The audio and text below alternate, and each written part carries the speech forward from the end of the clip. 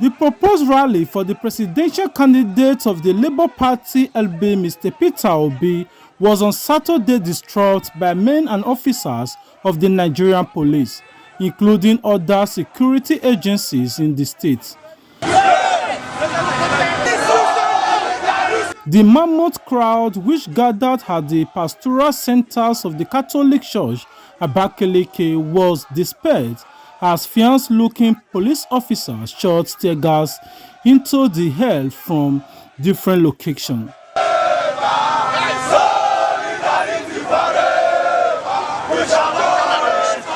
The crowd, which couldn't withstand the harsh reality of the tear gas shot at them, retreated into the church, where more tear gas were still being released in the church premises.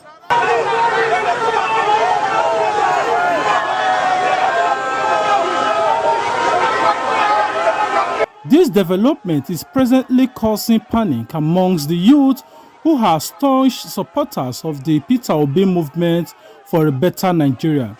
The youth, who are now scattered everywhere around G Hotel, My 50 Road, Birikbiri Road, among others, expressed their disgust from the present administrations in the state for its role in ensuring that the rally for Peter Obi did not hold and can never hold in the state.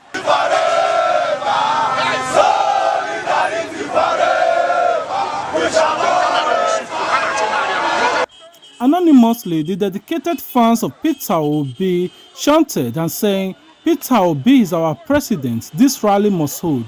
See the shooting tear gases directly at us. They are shooting directly into the church. This is despicable. The present government in Ebonyi State is full of hypocrisy." Umahi, who said this on TV that the rally can hold, we knew he was lying, seeing us now.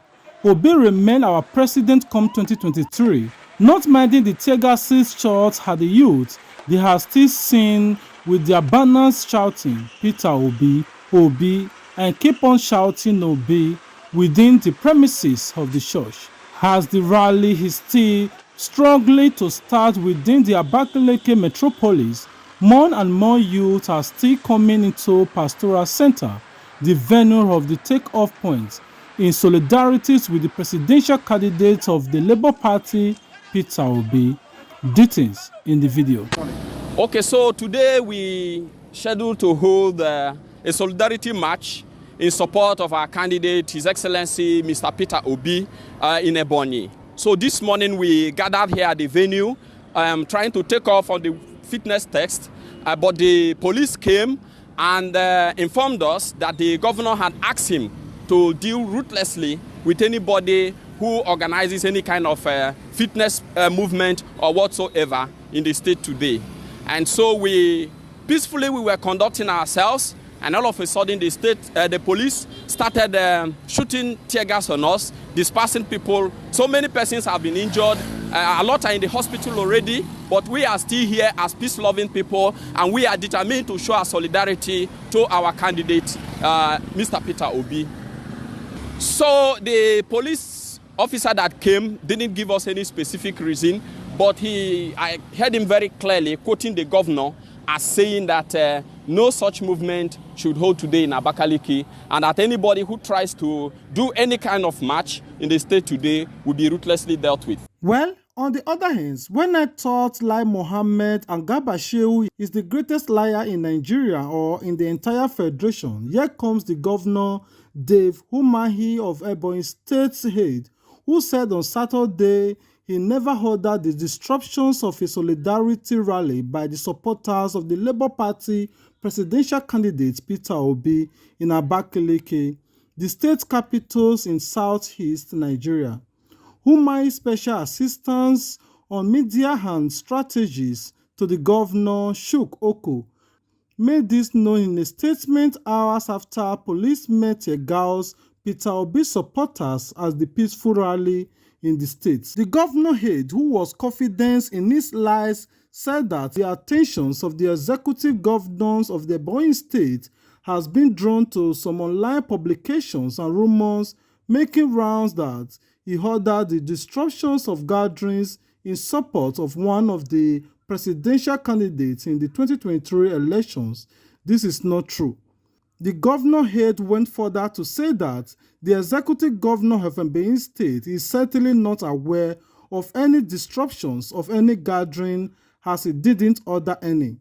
But for me personally, I want to ask, who are those that can control the state armed forces if not the state governor? I really don't know. I want to hear from you guys in the comment section, especially those that are in support of what the state governor did. I would like to say that there is no truth in the rumors going around that the government of Ebonyi State had a hand in the little problems that the rallying members of Labour Party had today in Ebonyi State. I can tell you categorically that the governor of Ebonyi State, who is not even in the state today, is a believer of democracy. He believes in the rule of law, and he has been doing everything possible to give enabling environment to all political parties. I think what happened in this case of Labour Party that had a rally today was that I think there were some infiltrations by some politicians who were rejected in other political parties. They came to Labour Party. Of course, it's a squabble of who will be in charge. I think that was what caused that very situation of uproar, and the police had to come in. And of course, given the nature of the place they were, required that there should be order.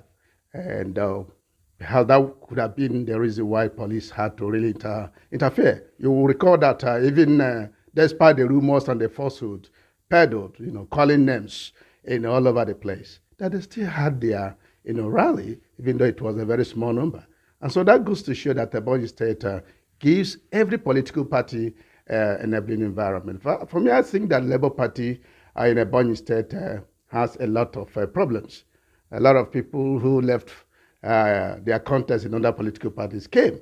And this is what is causing the kind of disorderliness that we are seeing in the Labour Party in Ebonyi State.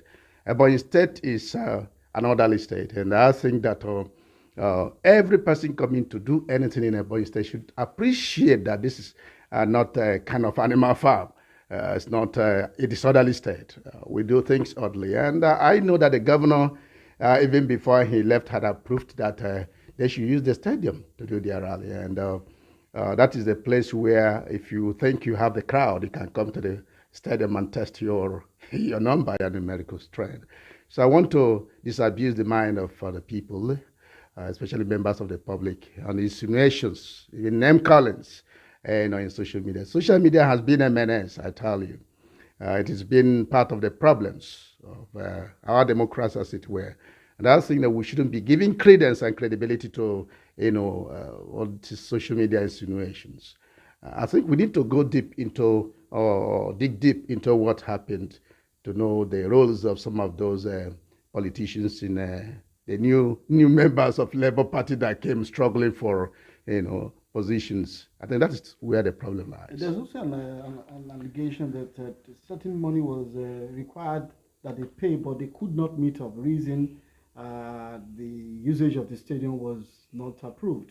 I think that was the internal wrangling I was talking about. There were a lot of new entrants, from other political parties. Those who were rejected during the primaries, they came to our Labour Party and are trying to use this opportunity to see how they can find their way. And so they had issues of who should go to stadium, who should not go to stadium. I think that was what really happened. But the government had approved the stadium and any other place that would want to stay and do their peaceful rally. The government had approved that, and it's not the fault of government.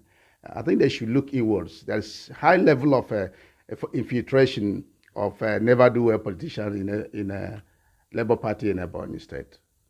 Okay, finally, there was, of course, the videos are out there in terms of the way the manner the police handled it. I mean, what do you say to that? Yeah, I must say that is still part of the insinuations in social media. Initially, they were saying there was shooting. We're calling all sorts of names. I leave it up to them. But let me say that the police has the powers under the Police Act to take certain steps to ensure that there is no breakdown of law and order. And where political parties, instead of abiding by the rules, the rule of the game, decided to cause uproar, cause tension in the street, what would police do than to see a way of dispersing them in line with the rule of the game, the minimum, force. I think what they did was not out of place.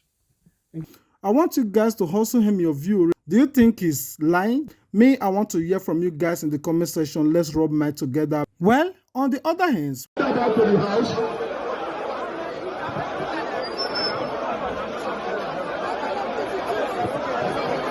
a 49-year-old widow, Dorothy Dike, and her son, Osinachi Udikwe, were profusely as their holy vehicle, which they purchased at the rate of 1.8 million on hire purchase, was being auctioned for 450,000 naira in Lagos.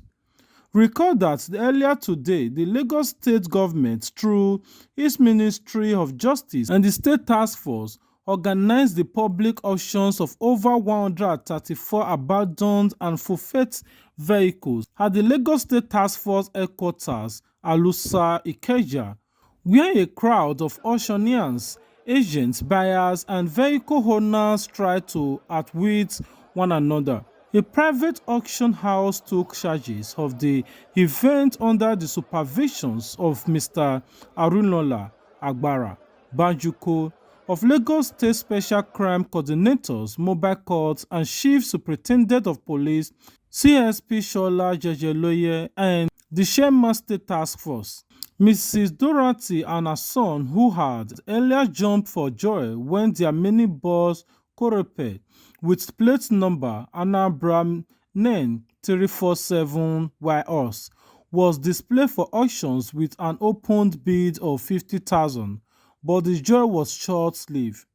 Few minutes later, the atmosphere changed as they wept profusely, rolled on the ground and begged for the price reductions as the bid kept jacking up and hit 430,000 naira.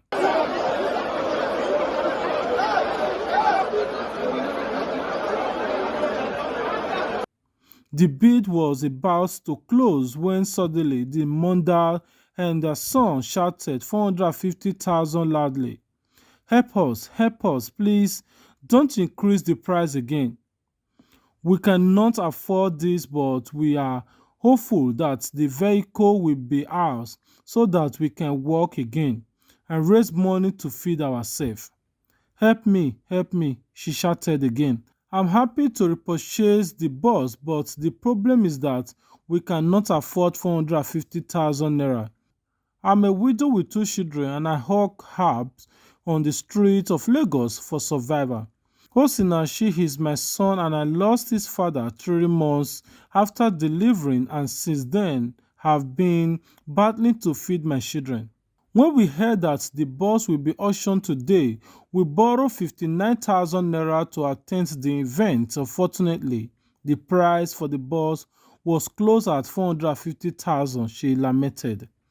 Osinachi, who couldn't hide his emotions, narrated how he became a commercial driver due to unemployment. I bought this bus at 1.8 million on hire purchase, he said. Details in the video.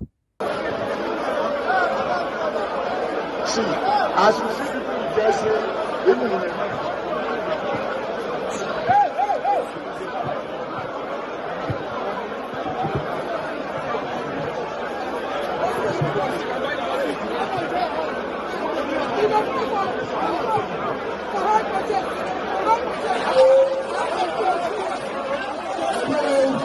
we need to move on.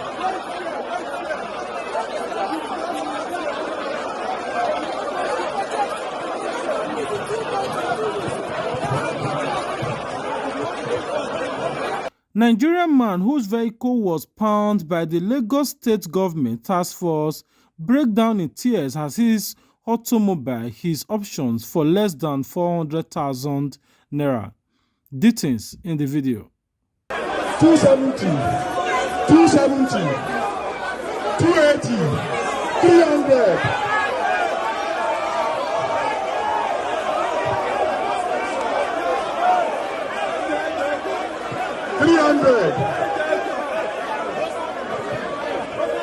There's on 300.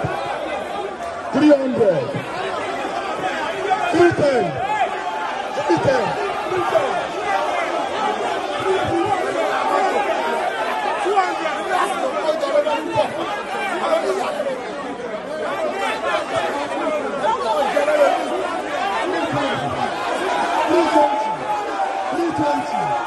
Going. 320. 330. 330. 350. 350. Going. 350. 360. 360. 360. Going. 370. 370. 370. 370. 370. Going. 370. Done. Subscribers, thank you for always coming back to watch our videos from Facebook, from YouTube. We really appreciate everyone that is supporting us. If it's the first time of coming across our videos, why not take a moment of your time to visit our platform and follow us on Facebook and subscribe to our YouTube channel. This is the only way you can support us, by sharing and commenting and giving your view about these specific videos. Until we meet again, stay tuned with TV. Peace out. Don't forget to subscribe to get notified. And as you share your support, now say God bless you too. Sense on the bed. Plan B TV, Plan B TV, Plan B TV. Oh.